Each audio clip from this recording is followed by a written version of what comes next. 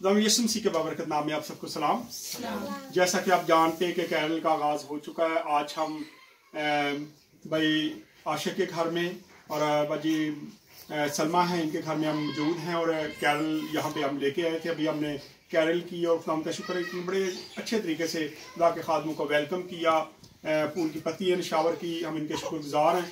और अभी आप देख रहे हैं कि क्रिसमस का केक आ चुका है। जैसे कि आप जानते हैं कि हर घर में जाके हम केक काटते हैं और ये खुदा यीशु मसीह के जन्मदिन की खुशी है, क्योंकि हम 25 दिसंबर को खुदा यीशु मसीह का जन्मदिन मनाने वाले हैं। तो उससे पहले हम चाहते हैं कि हर घर में ये खुशी मनाई जाए, ना कि हम सिर्फ 24 की नाइट को क्रिसमस केक काट के इसको ख़त्म कर देते, बल्कि वो निजात दहिंदा है, बादशाहों का बादशाह है, तो उसके जन्मदिन हम मनाने वाले हैं। इसलिए हर घर में हम जाके केक काटते आए, पहले केक काटेंगे और उसके बाद वाली समा से थोड़ी सी बात भी करेंगे कि उनको कैसा लगा कि आज उनके घर में कैरल आइए काटते हैं। Happy birthday to